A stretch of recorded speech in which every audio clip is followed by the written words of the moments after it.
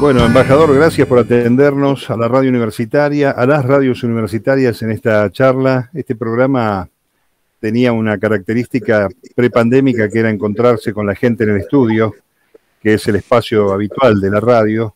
Pero bueno, la virtualidad y la pandemia han hecho que tengamos que trocar y modificar esta versión. Es un placer tenerte aquí en este contacto y desde luego empezar preguntando cómo fue el anclaje, cómo es el aterrizaje en España, donde hay tantos lazos de comunidad, tantos lazos familiares, históricos. ¿Cómo ha sido? Bueno, gracias. En primer lugar, Mario, por la invitación. Muchísimas gracias. Bueno, bien, muy bien. A mí me gusta mucho España. Soy descendiente de gallegos. Desde chicos, bueno, escuchábamos música española, poesía española. Nos enterábamos de lo que había sido la Guerra Civil Española. La comida era española. Así que para mí, en alguna medida, sinceramente, estar en España es casi como estar en casa, digamos, ¿no? Se lo digo acá a los españoles, creerán que les hago un cumplido, pero no, me encanta. Y te diría que, sí, no sé, pero en los últimos 10 viajes que he hecho, salvo en 2 ocasiones que tuve que ir además a Italia, por cuestiones de trabajo, de político, digamos, porque me había invitado Benedicto, la paz con Chile, cuando se celebraba la paz con Chile, y después me invitó Cristina Kirchner, porque yo era secretario de Relaciones Internacionales cuando asumió el Papa Francisco, siempre, exclusivamente a España, nada más que a España. Y el trabajo, bueno, me han ayudado mucho todos los funcionarios de la embajada que estaban aquí para ponerme al tanto, me daban para leer todos los expedientes que se estaban tramitando. Hubo dificultades para trabajar, tanto con el sector público como con el sector privado debido a la pandemia. Fue gravísimo acá, ¿eh? Sí. Yo no sé si allá llegaban las noticias o si llegaban como debían llegar, pero fue muy grave, ¿eh? Muy dura las restricciones, muy fuerte la pandemia y una consecuencias negativas muy fuertes también, ¿no? En términos de PBI, en términos de déficit fiscal, en términos de desempleo, en términos de pobreza, en todo el mundo, no solamente en Europa o en América, en nuestra Latinoamérica, donde saben ustedes lo que pasó en Estados Unidos, ¿no? Sí. Bueno, claro, es que aquí en estos días y particularmente en estas últimas horas, quiero decirle a los que están escuchando este programa que justo nos ha tocado hacerlo nada más ni nada menos que el 25 de mayo, en la fecha patria, a pesar de que cuando se reproduzca o lo vayan viendo estaremos lejos de la fecha, también tiene una gran carga de sensibilidad, ¿no? Es el primer 25 de mayo en la embajada. Para mí es el primer 25 de mayo y tampoco pudimos hacer una celebración pública. Hicimos una cosa muy pequeña con los empleados de la embajada, los empleados funcionarios de la embajada. Pusimos una ofrenda floral a un cuadro de San Martín. Dijimos unas palabras que duraron 3 minutos y comimos unos sanguichitos de miga pequeños y bueno, se terminaron los festejos, ¿no? Porque todavía, para este 25 de mayo, más allá de que en España la curva de contagios descendió fuertemente con la vacunación, todavía se están tomando precauciones, muchas precauciones. ¿Qué información estás recibiendo desde la Argentina en estos días, Ricardo, donde hay tanta ebullición, donde hay todavía gente que no tiene claro que estamos en un escenario complejo mundial y advierte que no es cierto lo de la pandemia, minimiza el riesgo, minimiza la vacunación?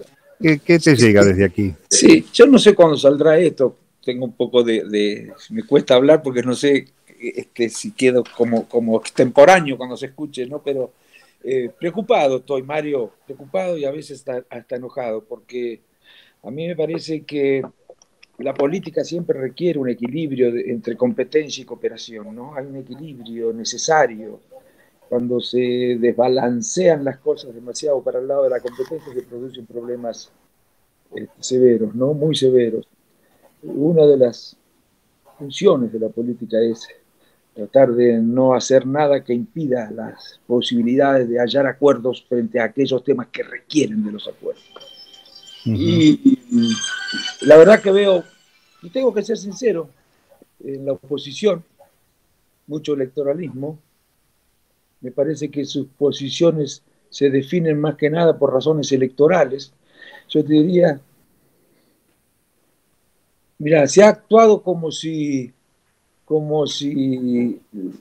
la pandemia fuera un fenómeno casi local, nacional, como si las consecuencias que ha tenido en términos sanitarios este virus no se hubieran dado en el resto del mundo también, como si fuera responsable el gobierno de las cosas que han ocurrido desde el punto de vista sanitario.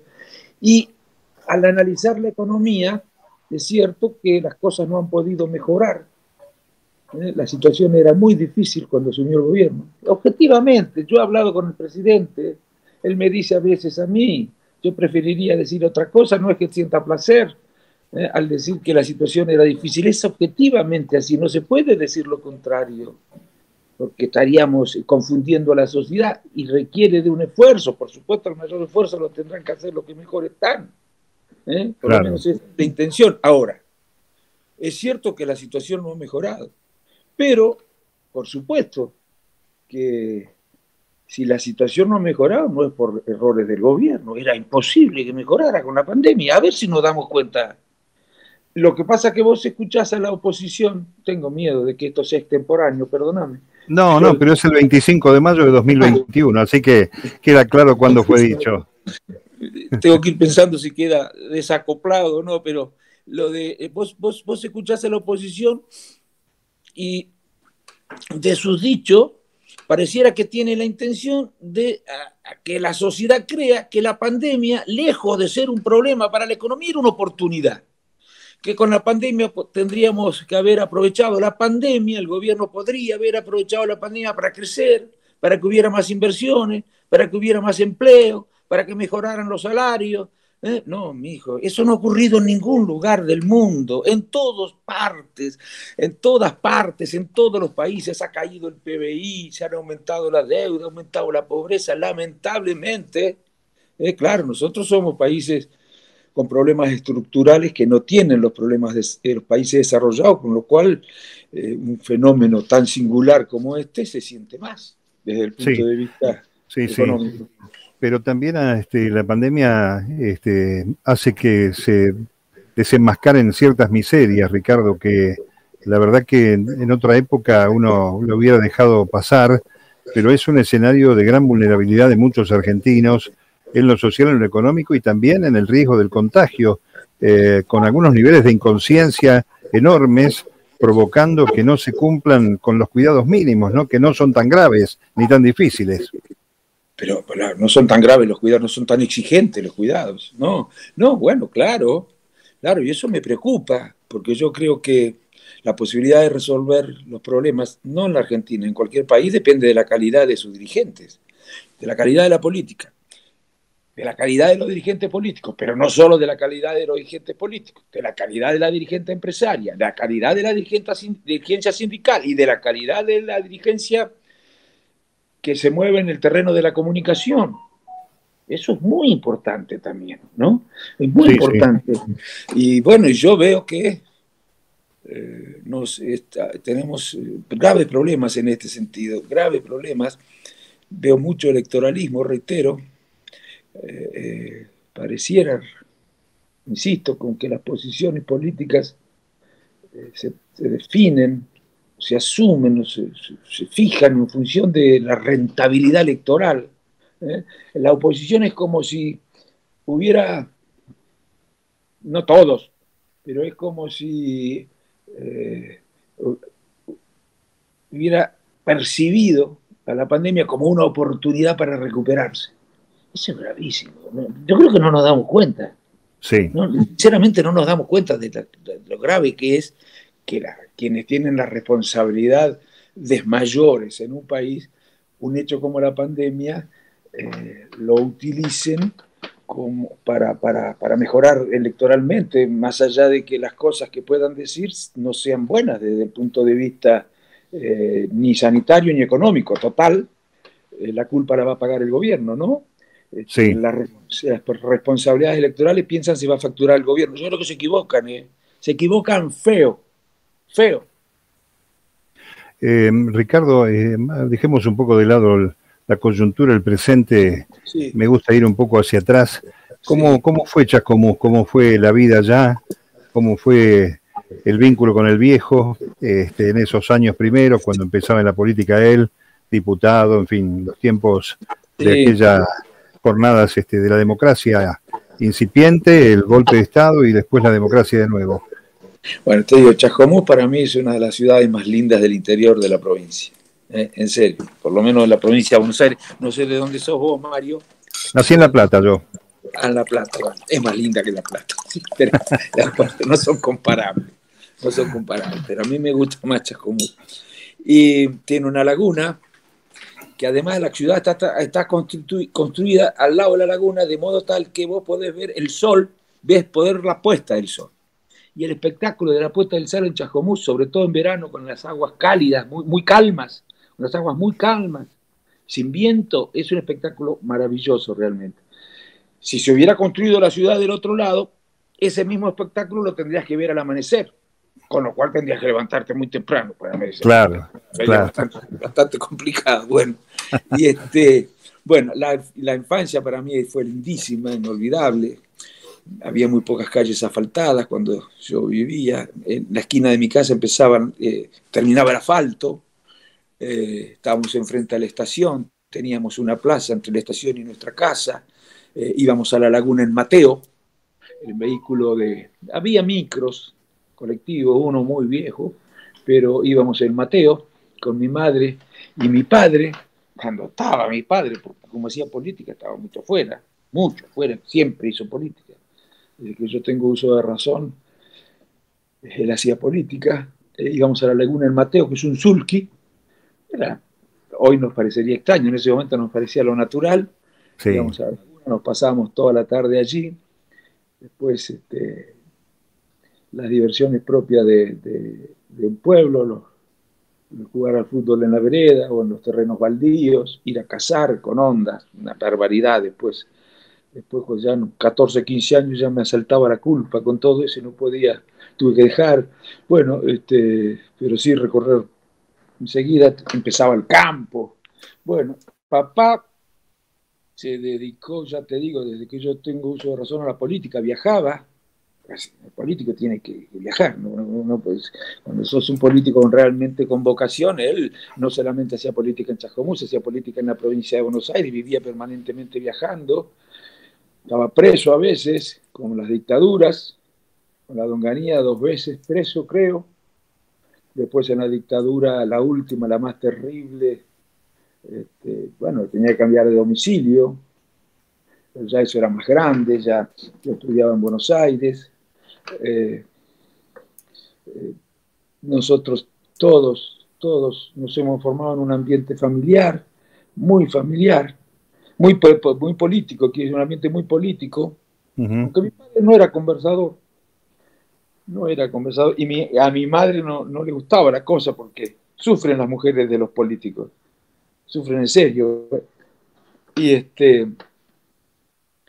ella le decía siempre, la caridad bien entendida empieza por casa, porque claro, para mí el político es un hombre que se preocupa por los demás, ¿no es cierto? Claro, y eso en el sentido, si vos querés, se llama caridad, bueno, es preocuparte por los demás, por todo aquello que trasciende el interés puramente personal.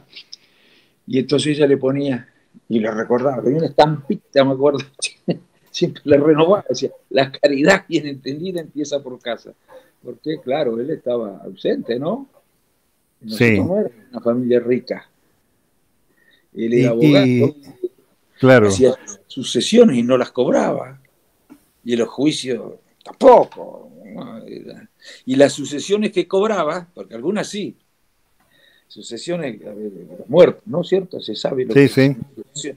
Bueno, a lo de los más pobres, por supuesto, no la cobraba, y a lo de los más ricos sí, pero no le avisaba a mi madre. Mi madre se enteraba siempre por alguien en el pueblo, todos sabían nada, y toda esa plata que ganaba, o la que se podía ganar, que no era fortuna para hacerte rico, pero era una cantidad de dinero importante, era una excepción, como se moría una persona que tenía un pedazo de campo grande, y la ponía en política. Le ponían revistas, en diarios que bancaba. En la logística, ¿no? Encaminar. La logística de la política, claro, exactamente. claro. Y siempre viviendo con las deudas en los pueblos, ¿no? En las pueblos. Sí, sí. Bueno, un personaje tosudo en esa, con una enjundia por la política, sin duda alguna. Yo a veces cuento, yo era locutor de Radio Nacional en el momento en que se produce la asunción de Raúl, y venía del peronismo, y entonces las autoridades de Radio Nacional, salvo Quique Fernández Cortés, que había sido mi jefe en Radio Rivadavia, me dijo: ¿dónde estás vos en el acto de Asunción? Se habían armado, ¿te acordás?, unos mangrullos en la Avenida de Mayo para seguir la caravana que acompañaba a la asamblea hacia Plaza de Mayo. Y le digo: no, a mí no me pusieron en ningún lado. Y me manda al Cabildo, o sea que yo tengo el orgullo de haberlo presentado a Raúl en el Cabildo, en ese acto multipartidario, multisocial, fantástico, desde el balcón del Cabildo el 10 de diciembre del 83. Y junté algunas anécdotas que las tengo como un tesoro de estas que te da la profesión, de haber sido en varias ocasiones el presentador del presidente, con muchísimo cariño, además, ¿no? Con muchísimo respeto y con mucho humor. Con mucho humor. Sí, mira, te voy a decir, bueno, en primer lugar te agradezco el recuerdo, Mayo. Hace poco hicimos un programa con vos, también hablamos, ¿no? Sí, en Radio Nacional, donde estoy a la mañana con Federica. Sí, señor. Ah, bueno, sí, claro, con Federica, claro. Mandarle un beso. Sí, sí. Sí. Yo le decía, no es tu voz, Federica, parecía otra voz, no sé si tenía pañuelo ella. Estaba con el barbijo, están trabajando con barbijo las chicas. Sí. Pero te digo, mira, vos sabés que creen que el viejo era un tipo de mal humor también. Y nada que ver, pero nada que ver. Era un calentón con algunas cosas. Sí. Con algunas cosas sí, como gallego. Pero de un tipo de muy buen humor. No era para nada un tipo que se levantaba chinchudo, que andaba chinchudo a determinadas horas del día, de risa muy fácil. Ahora, había cosas en política que se lo hacían calentar, como a todo el mundo, pero no era un chinchudo para nada era, para nada.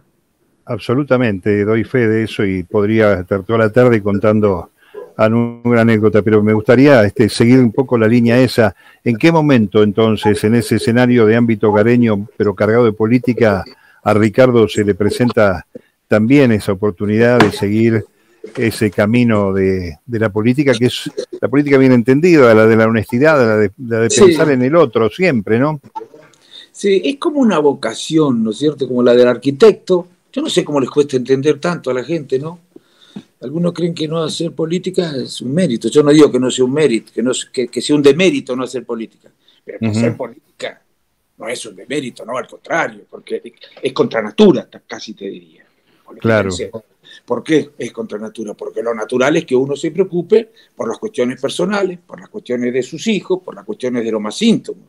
Y en general el político tiene que preocuparse por las cuestiones de los demás. Incluso el político de raza, el verdadero, el que más desarrollada tiene las virtudes del político, es capaz de sacrificar sus intereses personales, los de sus hijos, los de su familia, por los intereses, por lo que entiende el interés general. Es contra natura eso.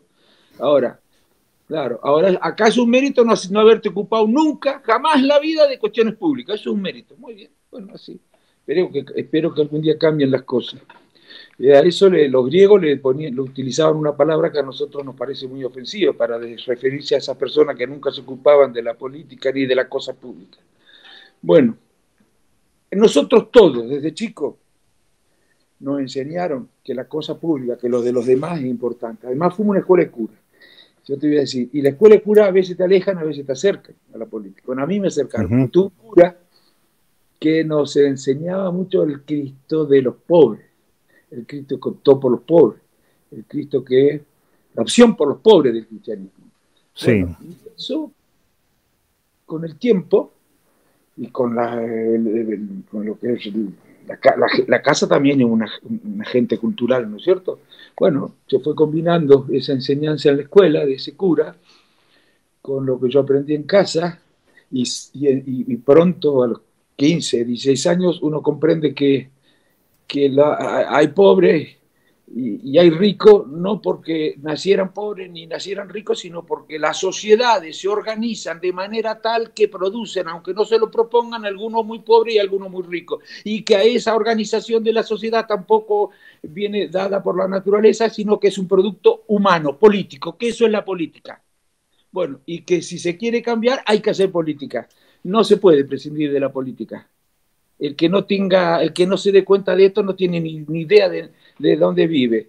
De la política no podés prescindir. ¿Sí? Y el día si un día todos dejáramos de hacer política, bueno, ese día volvería la barbarie, las cosas más horribles empezarían a ocurrir de nuevo.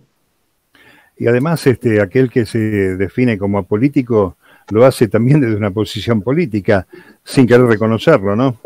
Absolutamente, absolutamente, no existe. Mira, a ver, pueden creer que existe una sociedad, para empezar por lo más básico, sin escuela, sin registro de la propiedad, sin policía, sin juzgado, sin manos y contramanos, sin recolección de residuos, sin iluminaciones. Bueno, todo eso que es básico lo hace los gobiernos. Y para que haya gobierno tiene que haber política. Bueno, si quieren, había un autor que decía, si quieren volver a la barbarie, a lo que de más irracional tiene el hombre,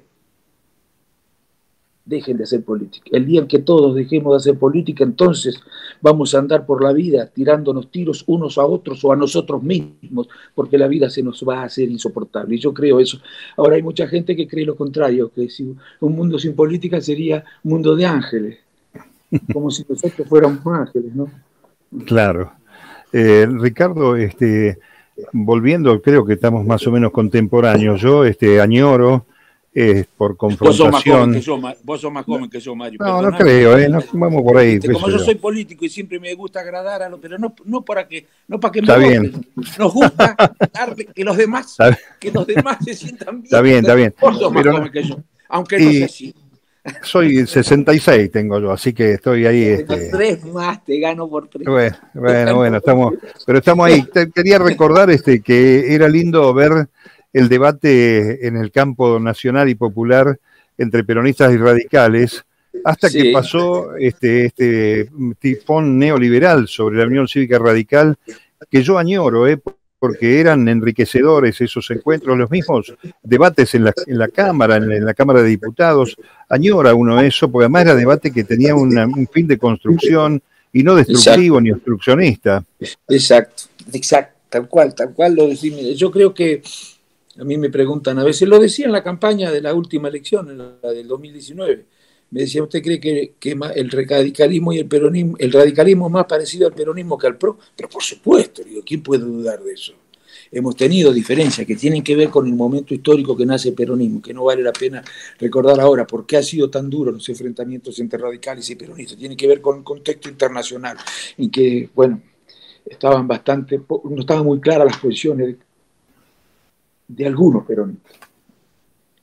Pero el peronismo es mucho más parecido al radicalismo y el radicalismo es mucho más parecido al peronismo. A mí me dicen,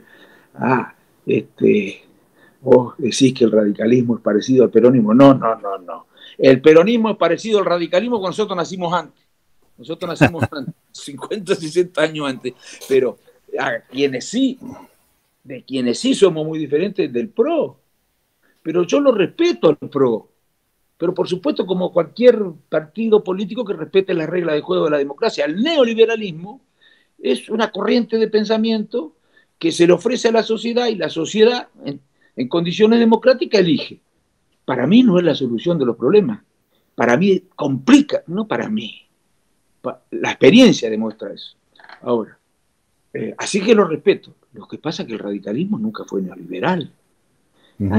digo yo, lo dicen todos los historiadores, todos los sociólogos, todos los que se han puesto a estudiar la Argentina. Mariano Grondona,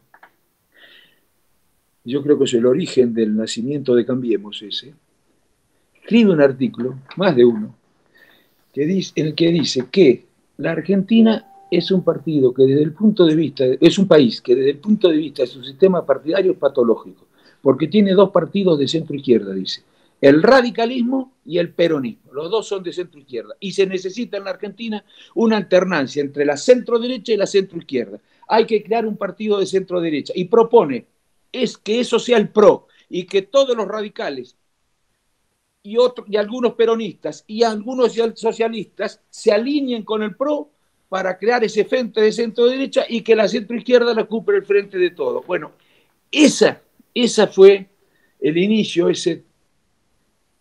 a Cambiemos no lo crean los dirigentes políticos de Cambiemos, lo crean otras instancias. Yo lo sé, a mí no me lo tienen que contar, yo lo sé, lo crean otras instancias. Ahora, el partido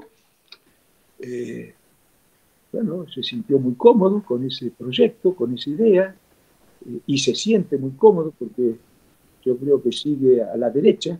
No es que perdió las elecciones en el 2015 y pensó que formar parte del frente de gobierno que había, del gobierno de Macri, y presionar desde la centroizquierda para que no hiciera las cosas que hizo, podía generar más problemas que soluciones. Yo creo que eso fue un error terrible, pero lo sigue cometiendo ahora, porque hoy las posiciones del partido de radicales solamente tienen el nombre, nada tienen de radicales. Incluso participar en el debate público pretendiendo dañar la confianza de la sociedad con el gobierno, instalando sospechas en la sociedad contra el gobierno, oponiéndose a cosas que tienen por objeto resolver los problemas de los que menos tienen, como la ley de aporte solidario. Bueno, eso de radical no tiene nada. Eso de radical no tiene nada. Estar yendo a las manifestaciones en las que se decía que la cuarentena era la doctrina de la seguridad jornada. Decir que la democracia, como se decía en el 2020, estaba amenazada. Bueno, es decir, que la ley de emergencia que se discutió en diciembre del 2019, cuando recién asumía Alberto Fernández, era una ley que proponía la suma del poder público. Pero ¿cómo se puede decir esas barbaridades? Y además la perspectiva de la realidad que, bueno, está bien, es una generación que no ha tenido, la nuestra, ninguna experiencia como esta extraordinaria de una pandemia de alcance global, que no puede uno quedarse dentro de un frasco y tiene que cotejar la realidad, ¿no? Lo que está pasando planetariamente. Ahora, a mí me duele y estoy pensando, y te lo pregunto, si hay un regreso posible a aquellos programas, a aquella historia de la Unión Cívica Radical, procurando recuperar la política, porque también en este envoltorio me parece que hay un desgaste de la política en función de otros intereses, ¿no? Seguro. Mirá, yo creo que va a tardar un tiempo. Lo difícil va a ser los primeros 80 años, ¿ves? Para que el radicalismo se vuelva. No, yo creo, mirá, te digo, yo creo que va a ser difícil, va a ser muy difícil. Creo que se siente cómodo el partido, arropado como está, se siente en un lugar muy confortable, acompañado por algunos sectores que siempre nos habían criticado. Vos fijate quiénes nos elogian, y esos mismos que hoy nos elogian, fíjate lo que dijeron históricamente del radicalismo. Y después preguntarte, ¿quién cambió, el partido o cambiaron esos que antes criticaban al partido y que ahora le elogian? No, cambió el partido. Cambió el partido, claro, claramente. Bueno, claro. Yo creo que va a ser muy difícil, pero me parece que se va a producir eso, no sé cuánto tardará, porque la sociedad le va a demostrar a los argentinos que las recetas que hoy está defendiendo la Unión Cívica Radical, menos en estas circunstancias, en un país próspero, en un país muy desarrollado, en un país hegemónico en el mundo, estas recetas pueden que no sean tan dañinas, pero en países como los nuestros, estas recetas son terribles, no pueden producir resultados que no tengan otro efecto que alejar cada vez más los sectores populares de la política, generar cada vez más desconfianza en la política. ¿Qué pensaron los los amigos radicales cuando Alberto te ofrece la embajada? ¿Alguna crítica, algún comentario? Se magnificaron algunas críticas y se difundieron muchas más. La mayoría de las personas con las que hablé, te digo, por ejemplo, hablé primero con, y te voy a contar qué gracioso, porque a mí Alberto me ofrece en noviembre. Y yo le digo, no, Alberto, yo te sirvo más de afuera. Yo quiero ayudarte, le dije. Y creo que te puede pasar, y me equivoqué porque le pasó antes de lo que yo creía, que te puede pasar lo mismo que le pasó al viejo. Una gran incomprensión, por llamarlo de alguna manera, desde la oposición respecto a las dificultades que tenés que enfrentar. Y aparte van a empezar a presionarte los que creen que lo que vos estás proponiendo es equivocado para que hagas lo que ellos quieren, ¿eh? O creen que hay que hacer. Y allí, cuando se te pongan todos enfrente, le dije, ahora estás en luna de miel, ahí ya está donde vos quieras. Pero en este momento me parece que voy a ser más útil si yo estoy en la oposición y en el llano. Yo no quise ser diputado tampoco cuando se me venció mi mandato. Yo nunca entré por Cambiemos, nunca entré por Cambiemos. Sí, sí.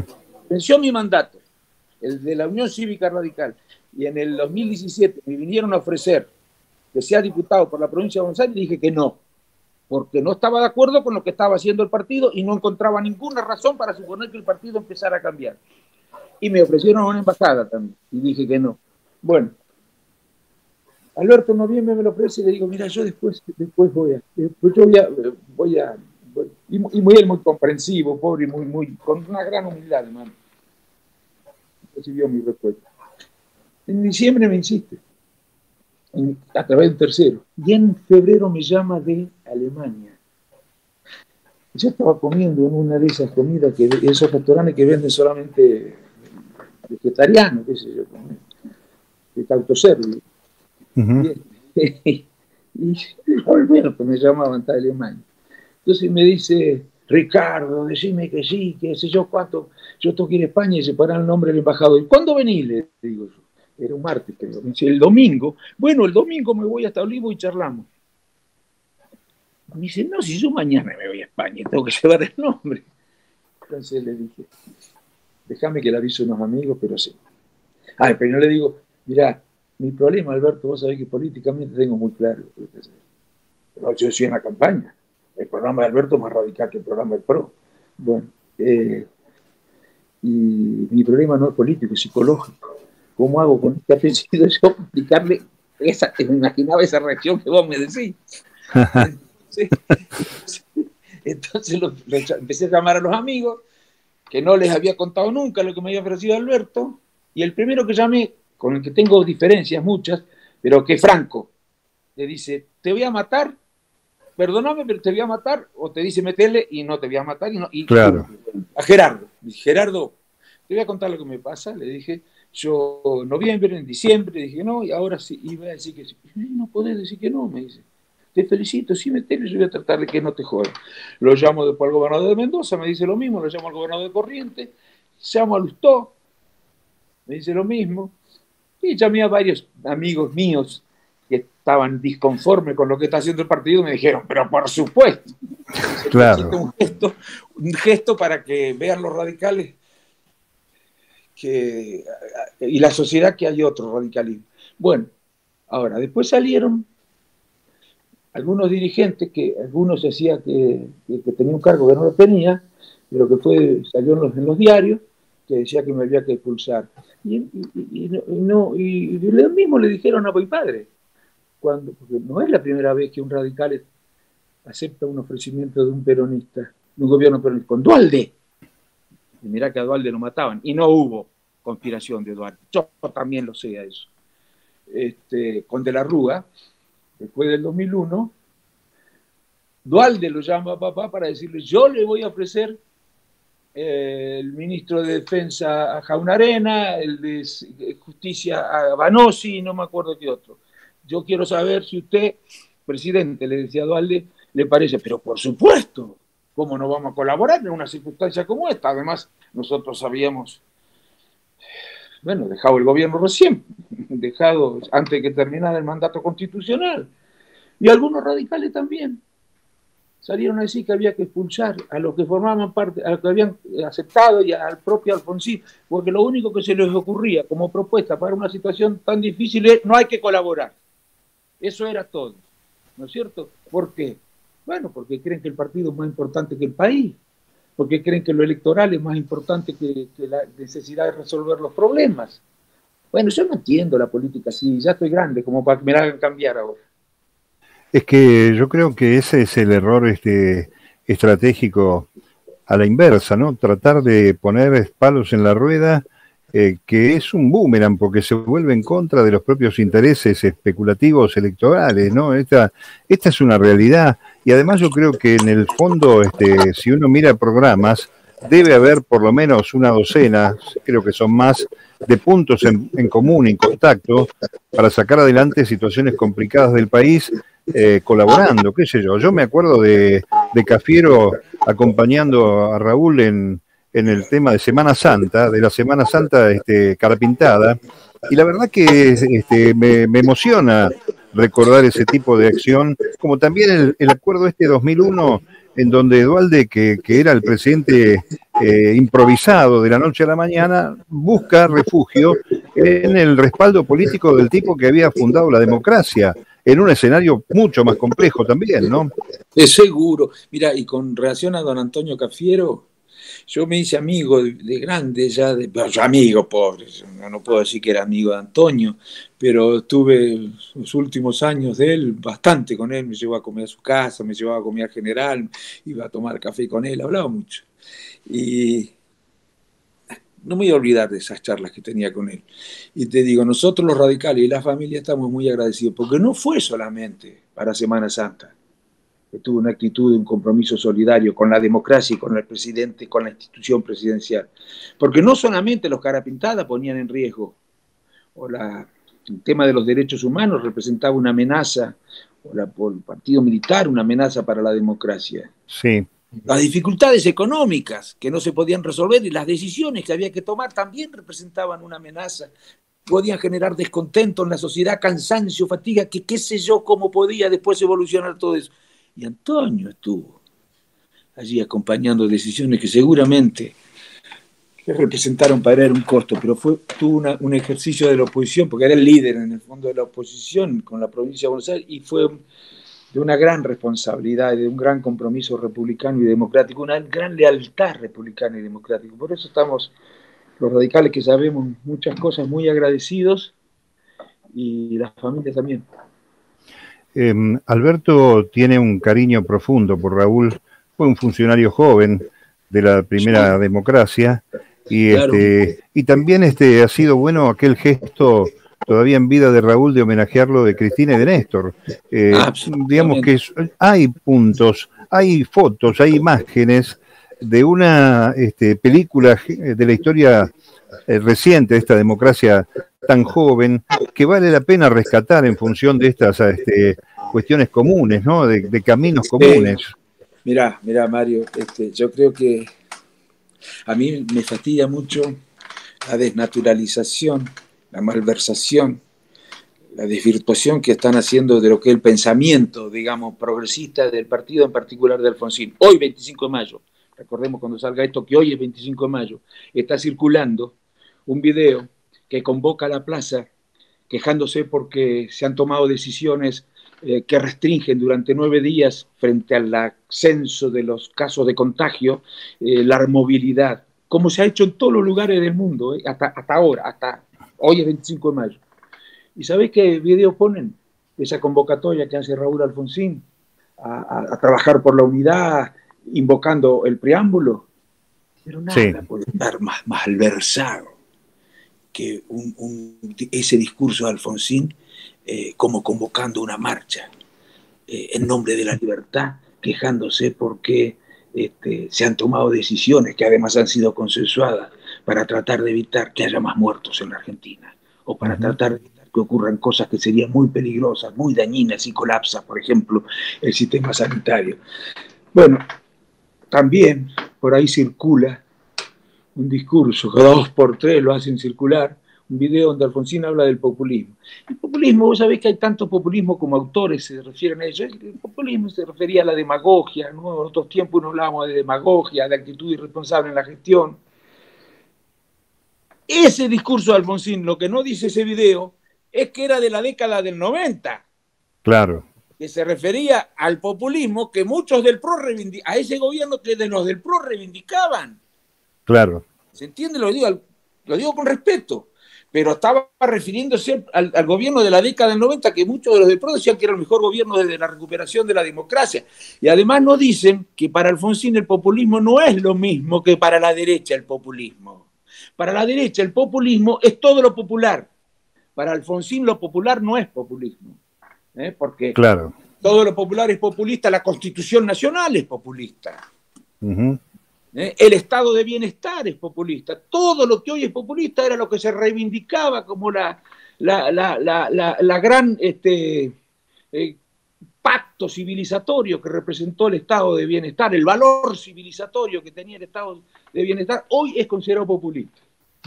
Por Dios, sí. ¿cómo hemos retrocedido? Bueno, si es por eso ha habido y hay populismos de derecha, bien marcadamente acendrados. De derecha.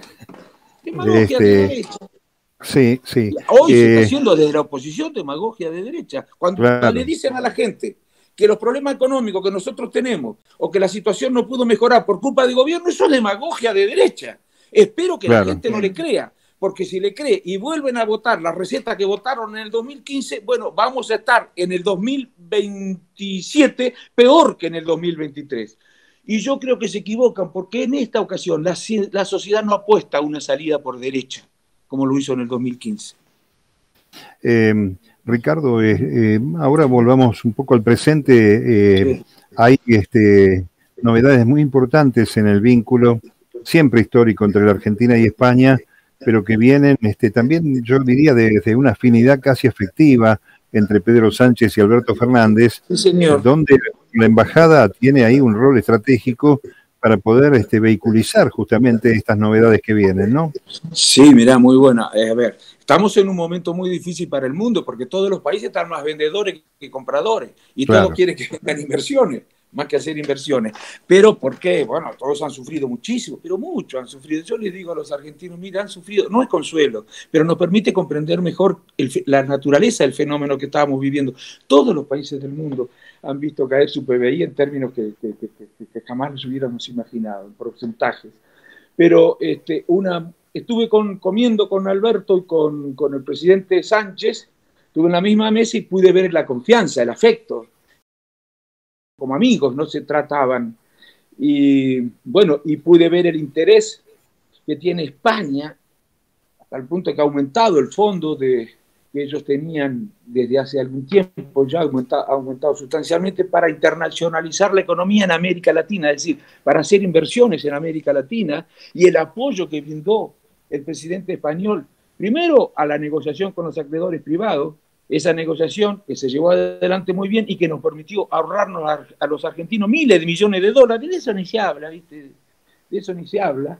Y ahora nos están apoyando con el Fondo Monetario Internacional, es un apoyo muy importante porque los dueños del Fondo Monetario Internacional son los países, que países como Francia, a la que tenemos que agradecerle, nos haya apoyado, que países como España, al que tenemos que agradecer, nos haya apoyado, Alemania, Portugal y muchos otros nos hayan apoyado, es muy importante para nosotros. Además, estamos trabajando a través del Ministerio de la Producción con el Ministerio de Industria y Comercio de España en una serie de iniciativas orientadas a vincular sectores empresarios del sector privado para poder hacer asociaciones, para poder hacer importaciones, inversiones en España y en Argentina, que creo que pueden dar sus frutos estos acuerdos en un tiempo más, ¿no?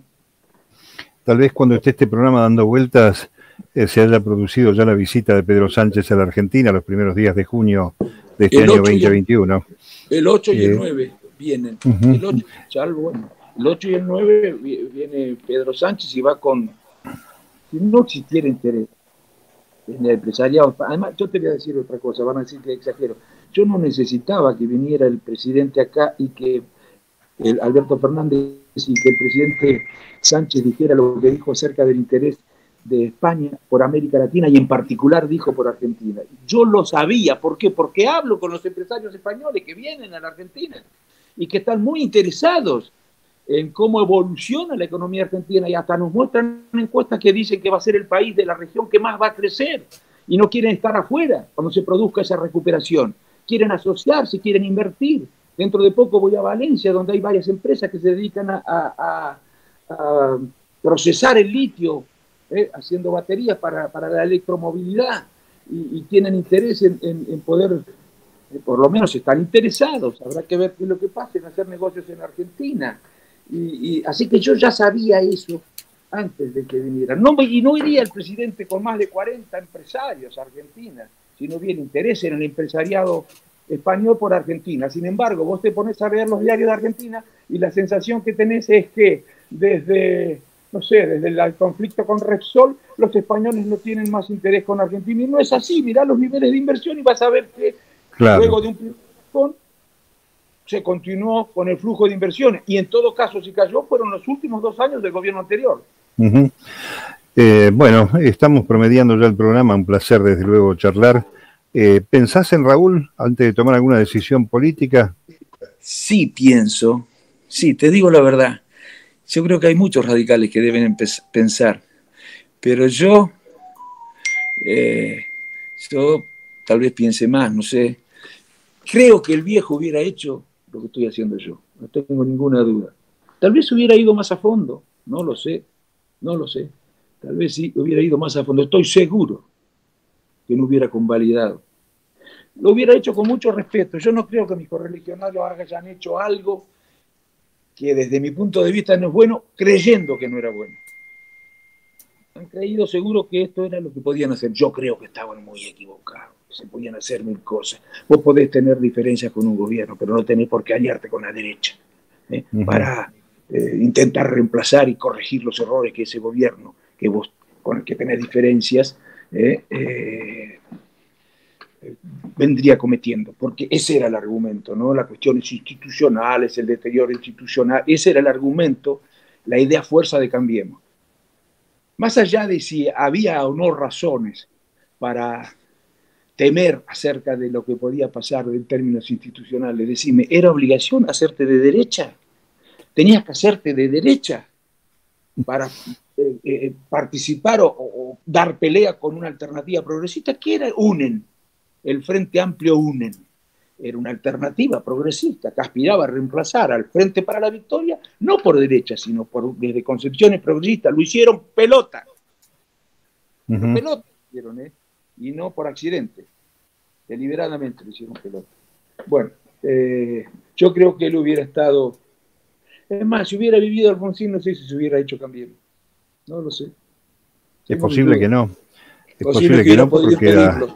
Y creo que se hubiera ido a la casa, sí. Mirá, porque no quiero decir, porque está mal, me enojo con los radicales que dicen algunas cosas sin que esté Alfonsín para desmentirlas eventualmente, porque no solamente hay que tratar de ver qué diría Alfonsín, sino cuáles serían los fundamentos por los que Alfonsín podría decir tal o tal cosa, porque escucho hablar a algunos y estoy seguro que cuando le atribuyen a Alfonsín una posición, las razones por las que le atribuirían esa posición no tienen nada que ver con las razones que podría haber utilizado Raúl Alfonsín.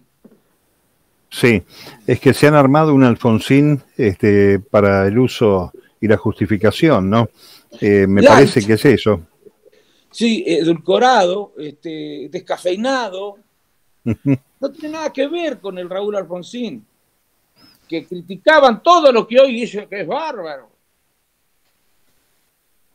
Está muy claro. Es que de golpe comprendieron que tienen una visión distinta a Alfonsín. No, están inventando un Alfonsín.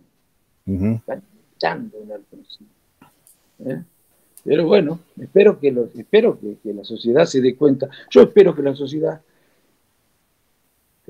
no puedo pedir nada a nadie, no tengo derecho a pedir nada a nadie, ni soy quien para pedir nada, pero espero que la sociedad, por la sociedad misma, no se equivoque apostando otra vez una salida por derecha. Por supuesto que el Estado se puede equivocar como cualquiera, pero se va a equivocar mucho más el mercado. Y es mucho más difícil resolver los errores del mercado que resolver los errores del Estado. Sin ninguna duda. Bueno, Ricardo, muchas gracias por este tiempo allí desde la embajada. No, Mario, gracias a vos. Y con mucho afecto saludo allí, que la gestión sea buena, porque también es la cara de la Argentina, es ese territorio patrio en el corazón de Madrid, así que tiene que venir con buenos vientos esa tarea encomendada. Gracias, Mario, a vos, muchísimas gracias. Y perdóname que soy medio, y además me olvido que estoy en un programa de radio, para si estuviéramos pasando una mesa de café.